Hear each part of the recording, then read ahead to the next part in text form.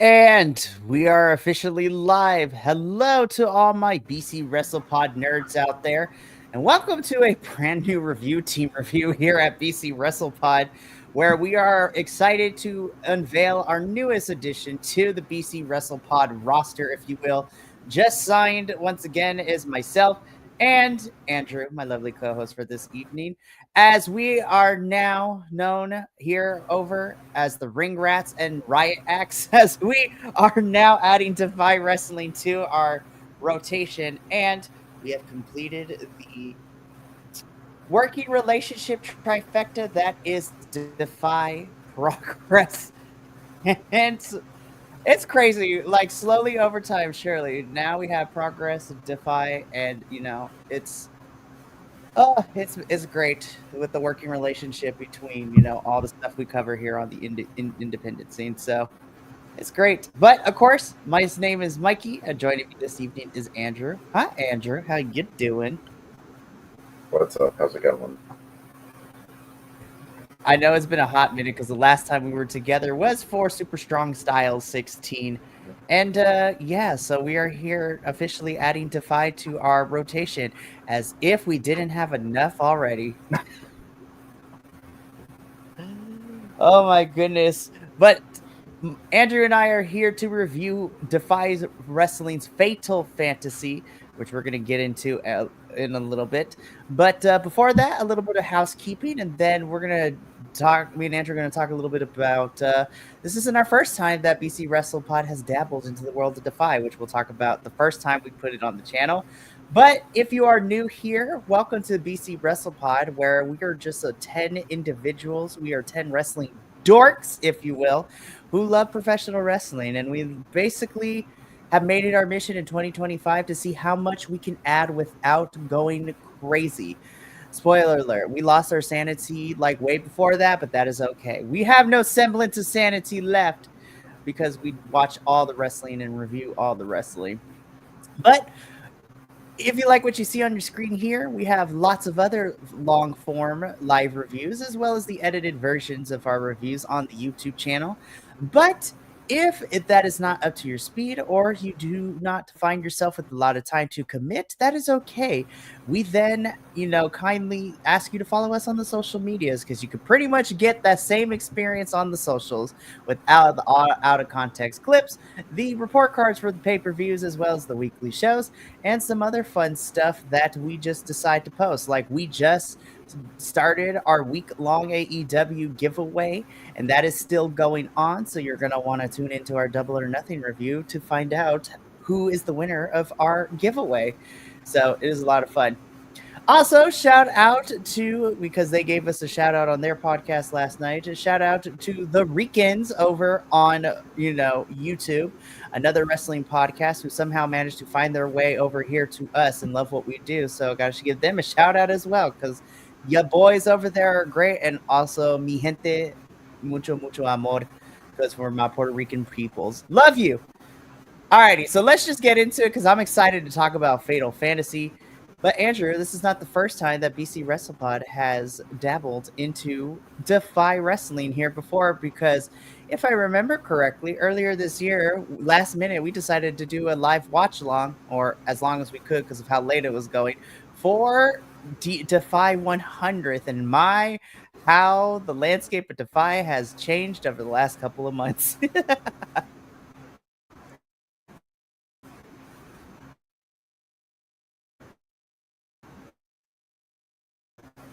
Yeah, it's crazy. I love how much we're seeing the growth of companies like DeFi. It's awesome. I, I,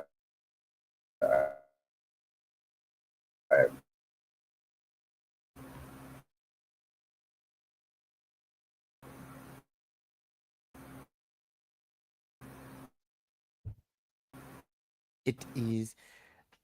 It seems we're running a little bit of some technical difficulties, but that is okay. So I'm going to kind of pick up where Andrew left off a little bit.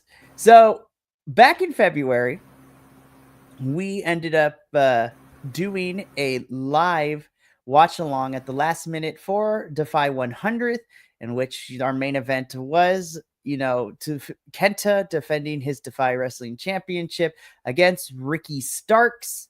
And Ricky ended up winning, but then, of course, he would end up getting signed to NXT for a little bit, and then we had an open, so now Clark Connors holds that championship, so it's great.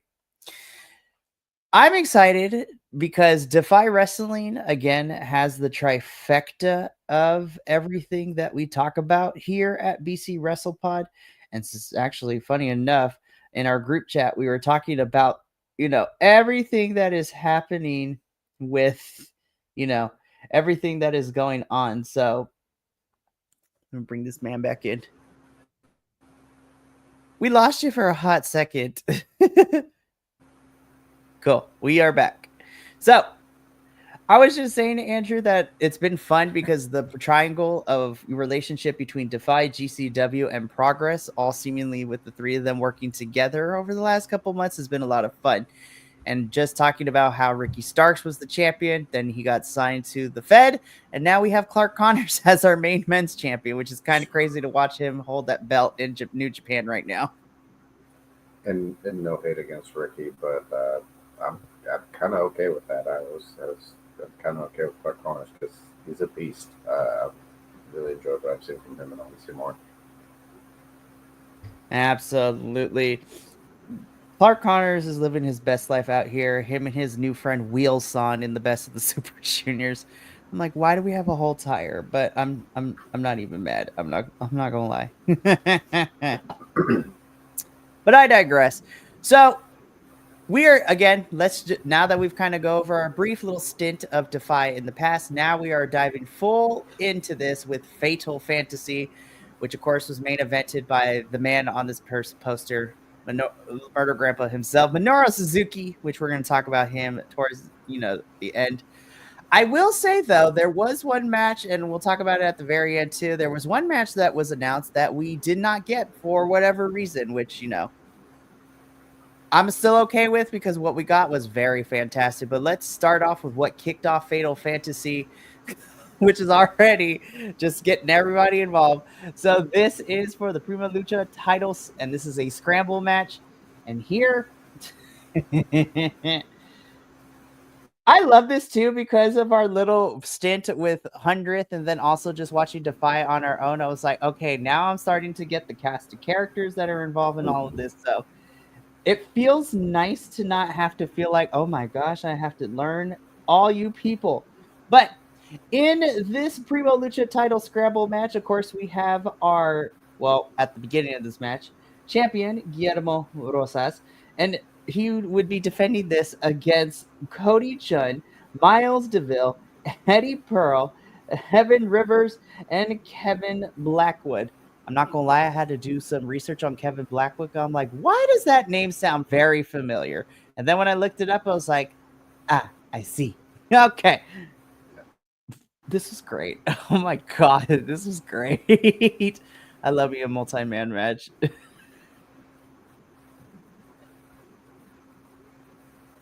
And this was fun. Like I've been following Kevin Blackwood on social media and stuff, and I became a fan of him when I just saw a couple of bit of him. I believe it was an AEW.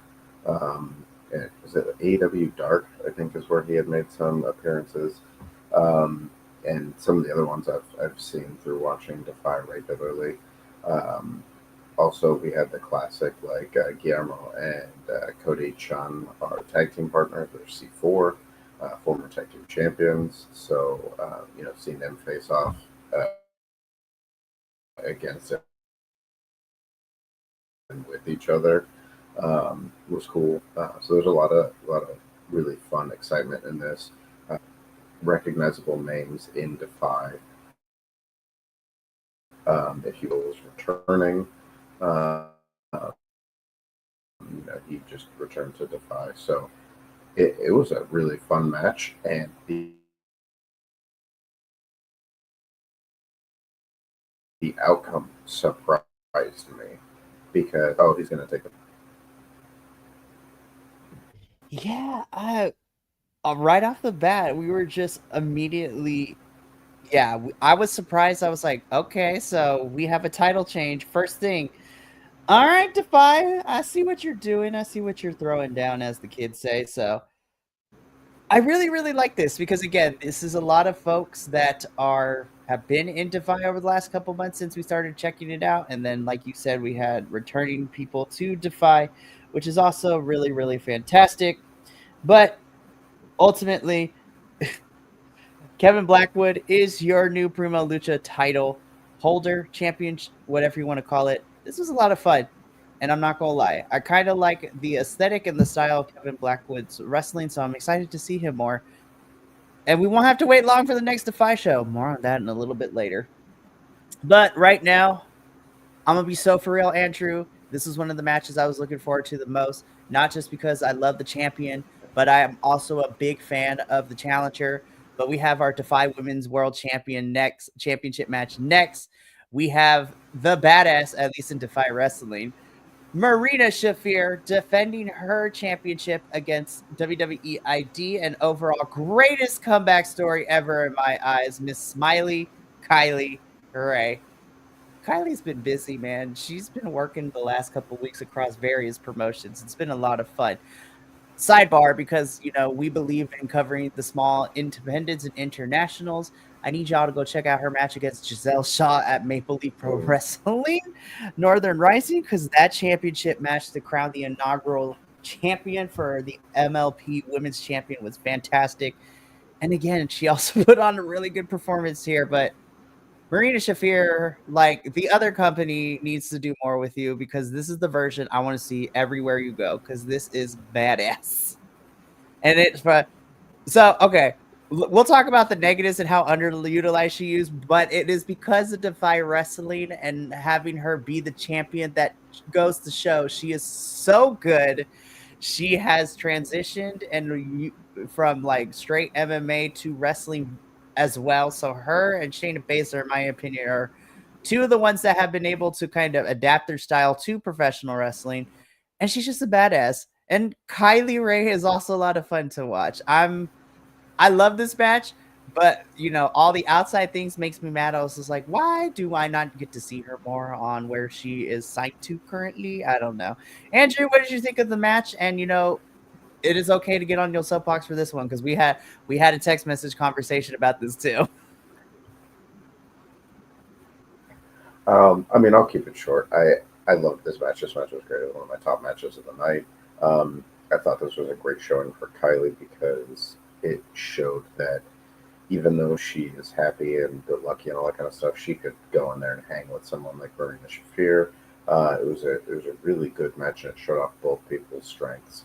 Marina's awesome. I feel like Ring of Honor debuted her like current run as the Problem. They had that phenomenal promo with her and her son. It looked like things were going to go really well with that, and it's like everybody else started it with her. So like, I guess boo on them, but good for us, for the ones that get to see her perform other places. I mean, between DeFi and Bloodsport, Marina is killing it, and I'll take it, because I don't watch much of the other company, so I get to see her wrestle in DeFi and the other places that I get to watch her wrestle. This was an awesome match. I loved it. It was a great title match. I 100% agree. This was a fantastic title match. I think we get to see, at least here in DeFi, we get to see Marina showcase a lot more. And again, Miss Smiley Kylie, you may have not been able to grab the DeFi Women's World Championship, but again, because I love you and I don't mind talking about other promotions, hopefully next Wednesday, I might see you walk out as the inaugural WWE Evolve Women's Champion, which would be a lot of fun to see that happening.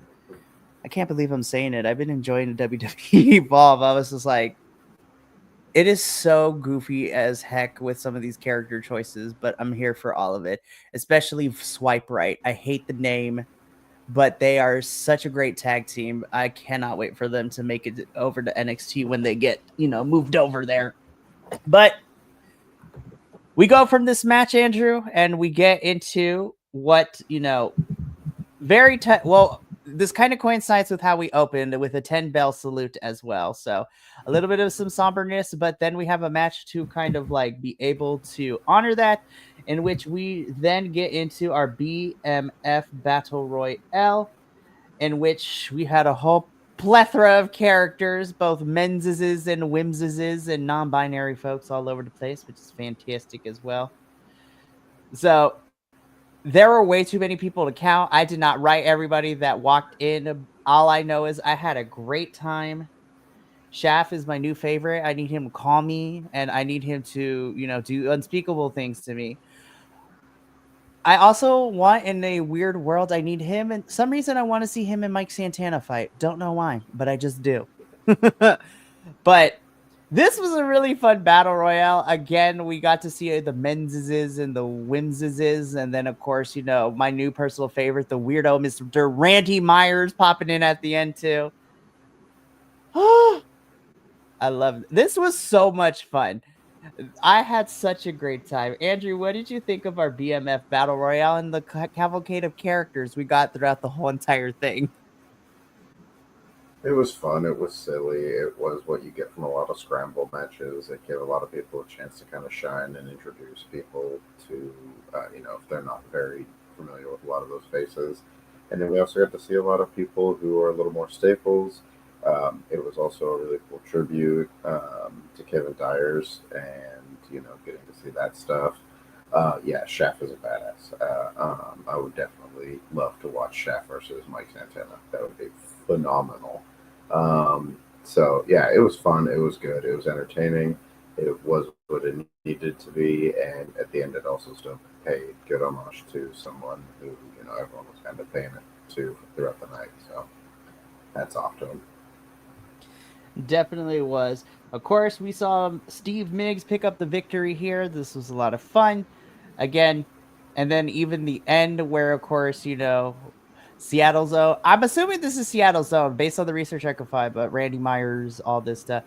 I just love him so much now. I love him. Also, shout out to Randy for following us back on the social medias because I kid you not, ever since us covering Effie's, like the amount of those stars that we saw there who have followed us back and are interacting with us is kind of crazy, and we love them. I love them so much. So shout out to Randy and the rest of the individuals competing in this battle royale because this was very entertaining and it was silly, it was goofy, it was fun, but all in the memory of somebody who means a lot to the DeFy wrestling brand and the roster themselves. So this was a really fun way to kind of bring a memorial in a very fun way. But now we got to talk about the last three matches, which is crazy. This is going to be a short review, but that is okay because I had such a fun time with Fatal Fantasy. This is like your truly most singles bout match that we got on the card, which we saw right here. We saw LeBron Cozone taking on Von Vertigo. So, fun fact, this is not the first time that I've seen Von Vertigo. Funny enough, it was the last Mystery Wrestling that I reviewed with JVL. Von Vertigo was at Mystery Wrestling too, so that was a lot of fun. But this is Defy and not Mystery Wrestling, so we got to see a little more. Well, not even serious because his match at Mystery Wrestling was also kind of serious. This was a fun match. I really did. Did it break barriers and was like set the roof on fire? No, not really. But I think it was a solid match for sure. I really liked the feel and look of LeBron Cozone. And of course, again, Von Vertigo is really, really cool as well. I had a fun time with this. Andrew, what did you think of this match? Uh, um, I'll be honest. At first, when I saw this match, I was like, this is happening in the middle of this card. Like, why is this with all of these other matches? Like, it just seemed weird because it seems like it's a very basic match. Like, there's no title, there's no big stipulation. It's not in memoriam for anyone. It's not any of the stuff that like fit the rest of the card. By the end of it, I was like, nope, okay, now I see why you have it on here. This was a really fun match. Both guys killed it. They worked hard. LeBron Cozone, he's kind of like if you mixed um, uh, Khan from Gates of Agony and Obafemi. Bishop Khan and Obafemi to me. That he's giving me that kind of feel of mixing those two. Phenomenal. Big powerhouse, but can move. He's got a lot of speed and agility. And Von Vertigo was giving up a lot of size, but man, he worked. He put in a lot of impressive stuff in this match. So, big props to both these guys. I think watching this match, I definitely was like, no, they earned their spot in this card, and I give credit to them, and I want to see more from both of them. I'm really excited, and I hope we do get to see both of them. But yeah, this was a very solid match, and honestly, it kind of felt great to. It kind of felt in the right place after the battle royale, which was just a chaotic energy. And now we refocus because we have the singles match. These two were great. This was a fantastic one. LeBron does beat Von Vertigo here, and you know what? Run it back. I'm okay with it. I want to see more of these two.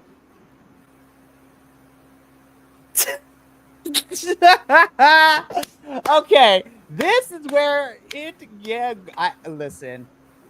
It is no secret here, and Andrew, I don't know if he feels a way about it, but I always brag to all of our other podcasting friends and to the internet itself that Andrew is our basically our to me at least here, he is our tag team specialist at BC WrestlePod. At least I think so. Whether Andrew believes it or not is a whole different story. But oh my god, this was my favorite match of the whole entire night. Listen, I love what we got in the main event. I knew what we were going to get, but this did two things for me. Well, no, this did three things to me. Number one, it continues to show why we at BC WrestlePod think that all promotions need to invest in tag team divisions because they can steal the show. And lo and behold, we have an example of my favorite match that did. Number two, it introduced me to a new tag team in Los Suavecitos, who now I need to go follow and need to make sure I continue to watch because number one, Latino representation, but they are so damn good too. But the biggest thing this did for me, and Will can attest to this over at TNA, this is the Sinner and Saint I need to see in TNA. Like, give me these boys. We're slowly getting there. It took us a little bit of a detour when when Eric Young took over with the Northern Armory, and we're slowly getting there. But these are the boys that I was excited to see when I heard that Sinner and Saint signed with TNA. My God, this match ruled so much. I was like hooping and hollering. I literally don't have a lot of notes on my notepad for this one because I just did not want to look away, could not look away. Oh my God, this match ruled. Andrew, like, what? Come on now. Yeah, this was my match of the night, hands down, no questions asked. Los Suavecitos, like, I will say, there's four of them technically. It's a faction, so go follow all four of them. You find one, you'll find the rest of them. I like as soon as the match was over, I went on social media, found all four of them, was looking them up so I could start following them because amazing. I want to see so much more of these guys and the rest of their crew. I believe one of them is actually in New Japan right now, or it's in a Japanese promotion. Um, but this match was so good, and I know Sinner and Saint are this good. I've seen them wrestle outside of TNA between DEFY and some other promotions, and they're phenomenal tag team. And you're right, there's some great tag team up there with GCW, Progress, DEFY. All three of those promotions have incredible tag teams that can go against tag teams in any of the quote unquote bigger promotions. Um, these two teams killed it. I'll watch this again. I'll watch this two, three, four, five more times. Give it to me. I don't even care. Let me see more of both of these tag teams because they killed it. They put on a tag team play. I was so hyped for this match by the end of it, and I was just like, please run it back. Please do this again. Give me a best of series between these two. But again, I really love this match. Again, this was my favorite match of the whole entire card. And this was a card that I had a lot of fun with. I had no real gripes with it. It was just a lot of fun. But when we narrow it down to like what we do specifically here at BC WrestlePod, which is have fun and everything, but we review wrestling primarily. And honestly, this is probably outside of the TLC match on SmackDown a couple of weeks ago. This is in contention to be one of my favorite tag team matches of 2025 so far. And we're barely in May. So honestly, but this is so much fun. Again, I would love to see these two teams run it back one more time, but this was fantastic. Sinner and Saint retain their Defy Tag Team Championships. So all four of you boys, you get top marks for me. I'm not gonna lie, Andrew, I don't know if this was your mentality. I was like, I don't have to do the report card for this, but if I did, honestly, I feel like this match alone really pushed it into the A category for me. Yeah, absolutely. Like, crazy. But we then get into our main event of Defy Wrestling, which we'll talk a little bit about it because a certain somebody was getting caught in the crosshairs due to poor media literacy on the internet, but we'll talk about it in a little bit because in our main event, and literally the poster boy for this event, we have in our Fatal Fantasy main event, we have Murder Grandpa himself, Minoru Suzuki, murdering people, chopping people, but also the grandest princess of them all. Because I'm not going to let people forget, he won the grandest princess title in Japan. Also having wrestling matches on bullet trains and getting kicked in the face by Meiko Satomoto smiling. It was great. And of course, Minoru Suzuki is taking on the bad boy himself, Mr. Joey Janela. Joey, I love you. They can never make me hate you. And, we were caught in the crosshairs a little bit for like last week during certain, with the passing of Sabu and everything that went down. But of course, the internet being the internet, not getting facts straight, and then people were backpedaling. I was like, the damage is already done. Joey's already getting crossfired from everybody. Like, that was not fair to everybody involved, but I digress. This match itself, I kind of figured I knew what I was going to get. This match was not going to be like a 25-minute banger. We weren't going to see people flying all over the ring. But, of course, Minoru Suzuki does what Minoru Suzuki does best and just no-sells, chops people, and murders Isuzu, which, Joey Janela is happy to oblige to. I know people have had a slight turnoff with Joey's character since he started wrestling because he was always kind of being a dick, so to speak. But because of actual real life events and he kind of changed his mentality and changed the way that he's doing, I can't help it. I love Joey. I really, really do. Especially in his run over the last year and a half that we got to see him in GCW. I really love Joey Janela and how much he loves and represents wrestling and also is an advocate just like Mr. Matthew Cardona of the independent scene in wrestling too. But again, as far as this match goes, it was a standard match that I kind of figure I knew what it was going to go. We went for the beat by beats. I still enjoyed it, though. It was a lot of fun. Minoru Suzuki does murderize Joey for the win here. So, Andrew, what do you think of our main event? I mean, just like you said, it was what I expected, and that's not a complaint. Like, I got what it's basically, you went to the restaurant and got what you ordered. It was fun. Both of these guys, were just chopping the crap out of each other, moving around outside the ring. Minoru stood there like a statue and took everything, and Joey was willing to try and keep in there with him. I will say, Joey's reception from people got better over the weekend. He followed this up with 2 GCW shows and was heavily cheered by the audiences. So I think that, he definitely moved off him pretty quickly following this past weekend. And this match was fun. It was good. It was what you expected.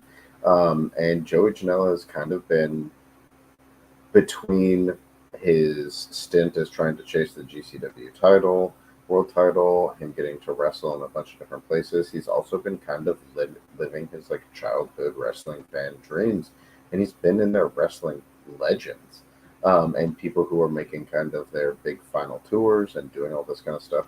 And Joey Janela is just getting to wrestle people that he's like come up going, I'd love to wrestle that person someday, or I idolize that person. I wish I was as good as that person. And he's getting to wrestle and hang with them and do that stuff and earning their respect, building that fan base, showing that he has that bad boy character, but he also really loves and is passionate about this profession.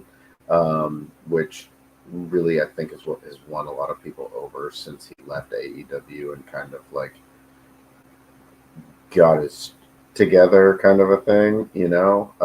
And so I think since then he's really kind of found the character work and also been able to balance that with really supporting the industry because he's also, while he's going out and respecting and wrestling these like veterans, he's also working really hard to bring up the next generation and really supporting them and being behind them.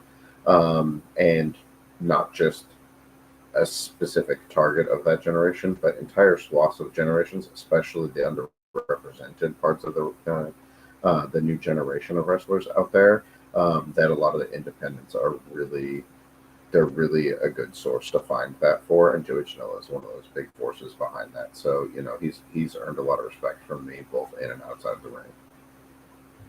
Absolutely. And like I said, this was a really fun main event, a fun way to kind of end Fatal Fantasy. And, crazy enough, Andrew, this brings us to the end of Fatal Fantasy. Defy Wrestling, very easily digestible 2.5 hour show. Like, this was great. And honestly, I look forward to the next one, which, by the way, we won't have to wait long for, which is kind of crazy to say. But Ring Rats and Riot Acts will be back next month in June as we cover Defy Wrestling's Vortex, which I'm super excited about because, again, more wrestling is never a bad thing. But I'm really excited because I also feel that this person didn't get a fair shake in the Fed. But we get the Defy Wrestling debut of Cedric Alexander, which makes me so excited. This man is popping up everywhere. Now that his no compete is coming to a close, he's going to be here. He's going to be at Hog. Like, he might be popping up in AEW. Who knows when? But, like, I'm so excited. I love Cedric Alexander, and I'm excited to see what he does with, now his non-compete is up, and I can't wait to see him just do amazing things in Defy. And I'm really excited to see who his opponent is at Vortex. Yeah, it's going to be crazy. Cedric is awesome. I mean, I first really got to see him in 205 Live, Yeah. and he was one of those people where it was like you had people killing it to try and make that a thing and respect it and really like honor that opportunity, and just got crapped on for putting that hard work in there. So I hope he's another one of these stories of someone who just is like, cool, you finally let me go. Now I can show you what you lost. Yeah, just have him go out here and just do, well, amazing things. So, also, I still think that he has a really fun finisher with the lumbar check and also sells very well too. His selling is so fantastic, and I'm excited to see it because I've missed Cedric on my screen. So I'm excited that he's coming to Defy for Vortex to kind of get there. But Andrew, thank you for being here this evening. This was a quick, fun one. And, again, I'm happy that now with this entry into the roster, we have completed the trifecta of, I guess, kind of independent, because Progress and Defy and GCW are all interconnected. So I don't know what to call this trifecta. I want to call it the Triller TV trifecta because most But now that fits. Yeah, this is literally the Triller TV trifecta of programming, as well as the other things you can watch on, Triller. But because of how often we see all three promotions and their stars be cross-pollinating across the place, it's crazy. Also, I'm hoping if Cedric likes Defy, that also means we can see him pop up in like GCW and things like that. If we want to bring him for the Super Strong Style next year, like, I wouldn't be upset about it. The possibility are endless, and I can't wait to see where this goes. But again, the Ring Rats and Riot Axe team will be back in June to review Defy Vortex, so I'm excited about that. But unfortunately, but also fortunately, because everyone gets to kind of rest, this is the end of the BC WrestlePod reviews for this week. This was the last one of the week. There will be no more remaining reviews tomorrow, Saturday, or Sunday, as we will be taking the Memorial Day weekend off to relax, recuperate, and prepare ourselves for the next 3 weeks because we got loaded shows of everything. So, previewing next week, Tuesday, we have Double or Nothing AEW review. And so, myself, JVL, and hopefully the bald fraud himself, the professor, love you, Crosswave, will show up. And I'm excited because we did our first theme dress up with Beach Break this past week, and we are going to figure out what we're going to do for Vegas theme as the summer AEW is going to continue for us. And then, of course, on Wednesday, we have NXT Battleground, where Will and unfortunately, I can't be there to review it, but tagging in for me as I tag out will be Adolfo. So, Adolfo and Will be covering Battleground, which I'm excited for because we get to see Obafemi versus Miles Bourne, and Miles is becoming one of my new favorite baby faces and might be important. The TNA World Championship is being defended at Battleground with Joe Hendry and Trick Williams. But I kid you not, y'all, the match that I'm the most excited for, and the three of us at NXT Losos are really excited for, is Jordan Grace versus Stephanie Vaquer for the NXT Women's Championship. Shawn Michaels, let that main event book it, you coward. But I digress. And then, of course, we also got CMLL that same night, as well as we are gearing up for the Copa Junior, which is basically like the junior heavyweight tournament in Mexico, which is super exciting. And it leads everything into the June for Mexico with CMLL and AEW and ROH fighting each other over the summer. So it's going to be great. As well as TNA and some other fun stuff. We are doing Under Siege review next week. So it's jam-packed. And then after that, we have GCW watch-alongs for Tournament of Survival, Cage of Survival. I will be live with Boots on the Ground the same weekend, or at least that Saturday, for WWE's Money in the Bank and NXT and AAA's Worlds Collide. We got Mystery Wrestling. We got Progress coming up. We got AEW. Like, we got everything here. BC WrestlePod is like your favorite Baskin Robbins. We got 31 flavors, and there is something for everybody. And we're free. That's the best type of price. But if you do want to support us, buy our merchandise, please, because I made this merch, and y'all deserve to buy yourself something nice. But that is it. That is my boss outro. But I would like to thank everyone for being here this evening. Again, Andrew, thank you for being here for this review. I look forward to, what we do next, which we'll talk about off camera. But until then, from myself, Andrew, and the rest of the BC WrestlePod family, remember, take care of yourself, love one another, stay Bi-Conic, and more importantly than anything, you always deserve to finish your story. We'll catch you next week for a more exciting week of reviews. But until then, sayonara, adios. Remember, love yourself. We love you. And until next time, ta-ta for now.